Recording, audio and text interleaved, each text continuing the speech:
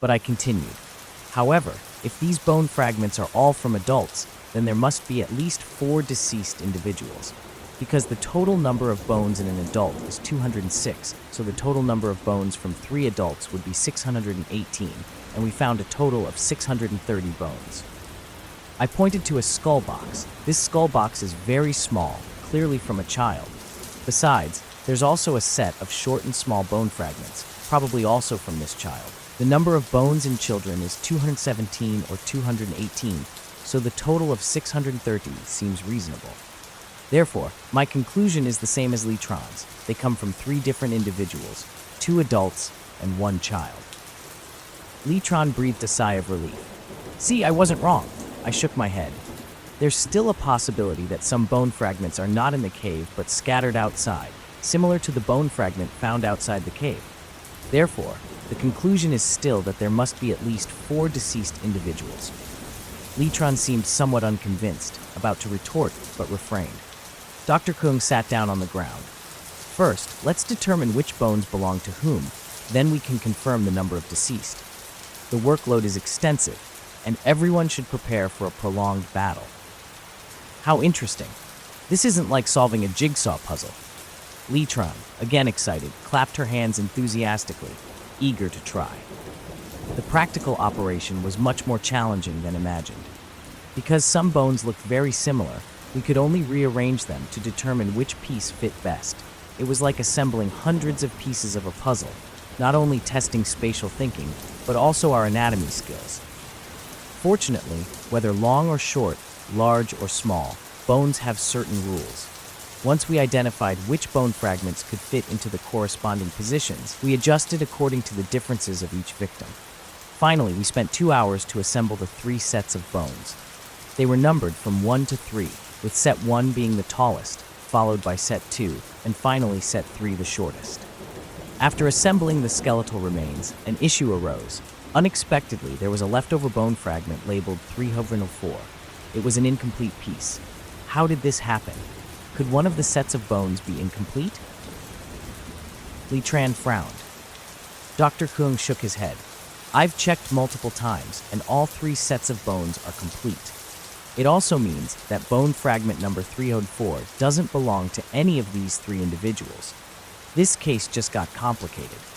As everyone knows, logically, it's understandable if a bone fragment is missing, but having an extra piece means we have to recount the number of individuals from the beginning.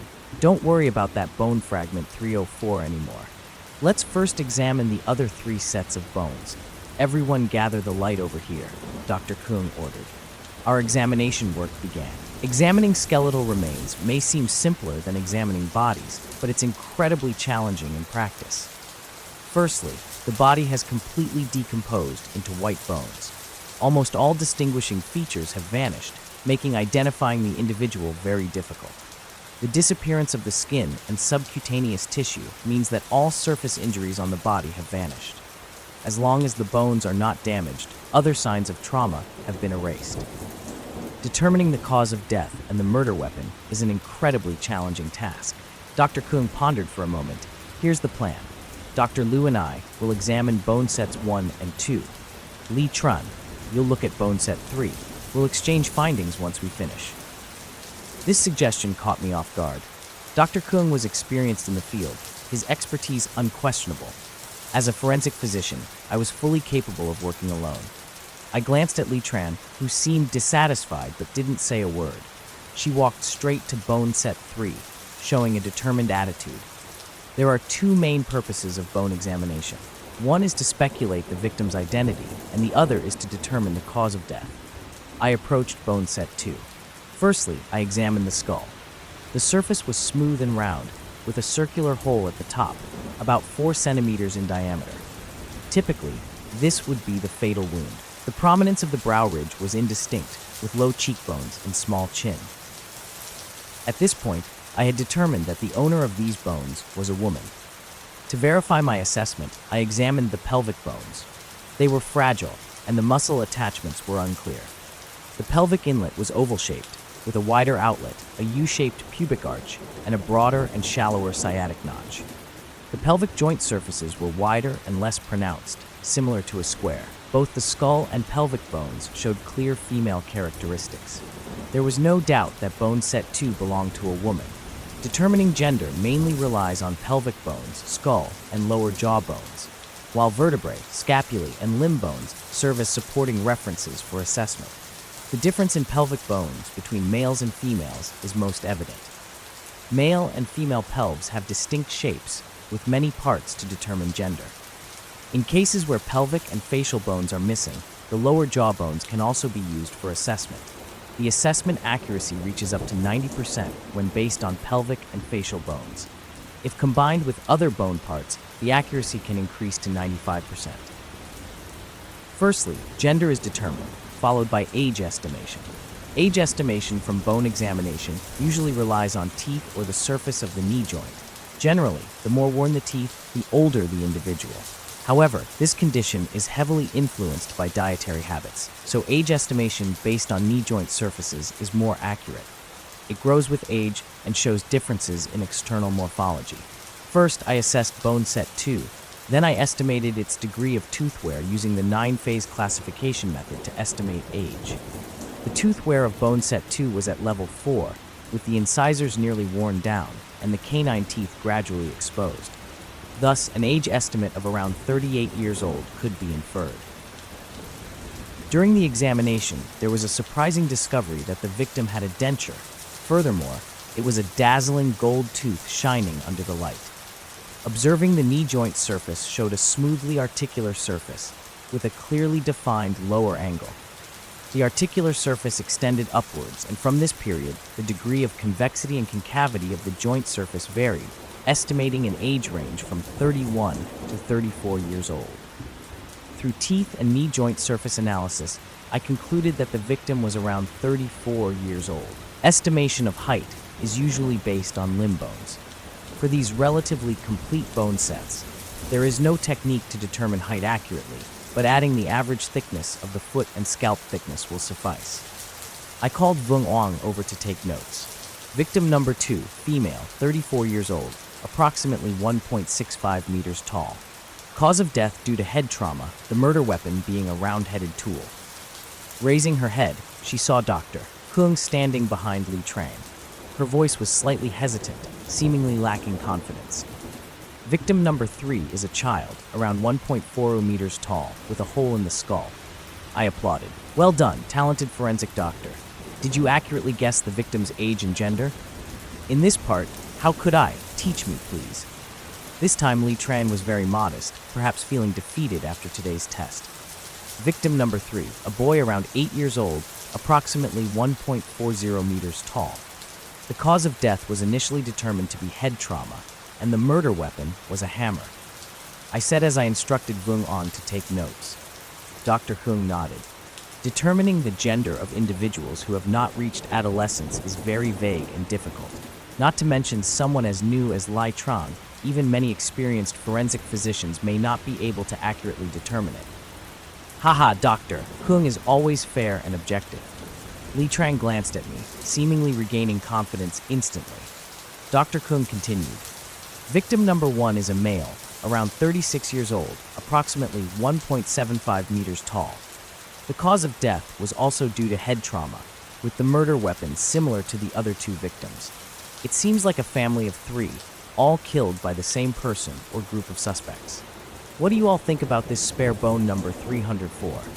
Dr. Kwong finally brought up the difficult bone fragment, turning to look at me and Lai Tran. Previously, I had observed carefully, and I had already formed a preliminary judgment. It's highly likely that it belongs to the suspect. First of all, this bone fragment is relatively independent. It doesn't belong to the victims, and no articulation part was found. Secondly, this bone fragment is incomplete, not naturally shed like the other bone fragments. I held up bone fragment number 304. Everyone, observe this broken section of bone carefully. There is a slightly flattened round dent here. It's highly likely it was bitten off. My assessment caught Dr. Kwong's attention. He took the bone fragment and analyzed it more meticulously. Biting off a bone finger requires a sharp tooth and a relatively strong force. I pondered for a moment and quietly picked up the golden tooth that had been discovered earlier, placing it on my palm. Victim number 2 had a golden tooth. Furthermore, it might have been a canine tooth. Canine teeth are the sharpest teeth, located between the incisors and molars, cone-shaped, and usually used to tear meat. As we placed the golden tooth in the indentation of bone fragment number 304, everything became too clear, as they perfectly matched in a surprisingly fitting way. Though a bit hard to imagine, the possibility was very plausible. Dr. Kwok hesitated for a moment. All right, it shouldn't be hard to find. There aren't many women who have golden teeth, and it's even rarer to have them in the position of canine teeth. He opened the notebook, dense with patient information. He pointed to a name in the book and said, "This person's name is Hong Thui. 3 years ago, she came to have a golden tooth implanted in the position of a canine tooth." I saw the information line. Hong Thui, female, 33 years old, Tanbak Street, Taiho District. The notes were very simple. These small clinics usually don't retain much patient information. I seemed to see a ray of hope. The age of the person named Hong Thui was almost exactly the same as the age of victim number 2, and moreover, this name was not common, so it might be easy to find. I searched the system and found 2 women named Hong Thui. One of them was 25 years old, with a status of normal.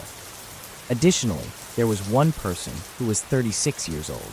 We asked the local police station and were informed that she had been missing for over 2 years. I knew this Hong Thui was likely the victim. When she went to have the tooth implanted at Dr. Kwok's dental clinic, she was 33 years old and disappeared a year later, which was also 2 years ago, when she was just about 34 years old. In most cases, once the identity of the victim is determined, the case is considered more than half solved. This case was no exception, but what happened next made everything feel overwhelming. After identifying the family identity of the 3 victims, Vung Meng and I went to the bank to check their accounts. Over 300 million was under Hong Thui's name, also categorized as a relatively well-off household. 2 years ago, Hong Thui's bank card was requested to transfer 200,000, then another 300,000 was depleted. I asked the bank staff and found out that the bank's surveillance camera could only store footage for 3 months at most, so there was no chance of finding the person through the camera. But from another perspective, this clue confirmed the person who embezzled the suspect's property and roughly the time of the incident. Moreover, through the bank's cash flow information, it was known that the 300,000 had flowed into an account under the name Thak An Hao. When we found Thak An Hao, we discovered he was missing a forefinger and lived a destitute life, far from the money we imagined him to have. After a sudden night of interrogation, Thak An Hao confessed to his crimes. We were shocked to learn about his relationship with the victim's family. Thak An Hao was Hong Thui's cousin, living a reckless life. Hong Thui had introduced jobs to him several times, but due to his lazy habits, he couldn't hold a job for long.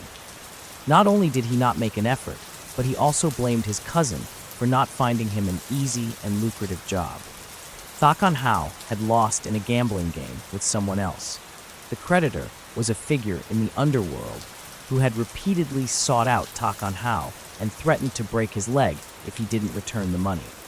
Knowing his cousin was well off, Thak An Hao and his gang kidnapped an 8-year-old nephew. To prevent the boy from recognizing him, he covered his face during the journey and spoke very little. He hid the nephew in a hiding place in Sungsun Mountain while arranging for his accomplices to call Hong Thui, ordering her to bring 200,000.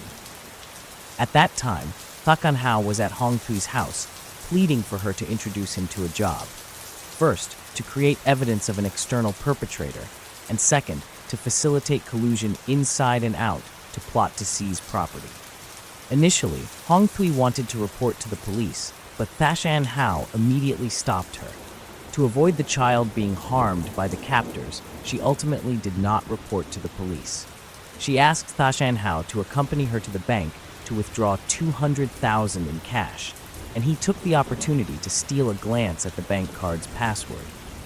Packing the cash into a bag, all 3 went to the hideout in Sungsun Mountain as instructed by the kidnappers. Everything went according to Thak An Hao's plan, but in the end, he was recognized by his own nephew as one of the kidnappers. It turned out the boy had observed the kidnapper wearing a mask with the word ring tattooed on his wrist, silently remembering. The boy was overjoyed when his parents arrived, but was surprised to see the same word on his uncle's wrist, yelling, "You have a word on your wrist, you're the one who kidnapped me." Seeing the exposure, Thakon Hao intended to turn and run. But Hong Tui had already grabbed him, cursing him fiercely. During the struggle, she bit his left forefinger. He swung his right hand hard, slapping Hong Tui's face. The husband and son wanted to rush to save the mother, but were held back by Thachan Hao's two accomplices, unable to move. Hong Tui bit harder and harder, only hearing a tragic scream. Thachan Hao's left forefinger was bitten off. At that moment, a fence was being installed in the hideout in Sungsun Mountain. There happened to be an iron hammer left behind by a worker at the cave entrance. Thachan Hao, in a frenzy, grabbed the iron hammer and struck Hong Tui. After dealing with his cousin, he had lost his sanity by this point, decisively killing both his brother-in-law and nephew. He and his accomplices dragged the bodies of the three people deeper into the cave, divided the stolen property, and then left. Thakon Hao used his cousin's bank card to go to the nearby ATM and withdrew all 300,000 dong remaining in the card. He left the province for more than a month, and seeing that his crime had not been exposed, calmly returned. Part of the money was used to pay off gambling debts, and the rest was quickly squandered. Thakon Hao returned to live a poor and destitute life. We successively arrested two of Thakon Hao's accomplices in two different places, and their confessions matched. This hopeless cousin of Hong Tui always believed, "I'm poor, I'm justified, she's rich, she deserves it." From the loosening to the abyss of sin, the director painted a ton of human tragedy. Even now, I still don't understand why that bone could run out of the cave entrance. Everyone guesses that it was likely due to scavengers or other animals letting it out. However, the truth is no one knows.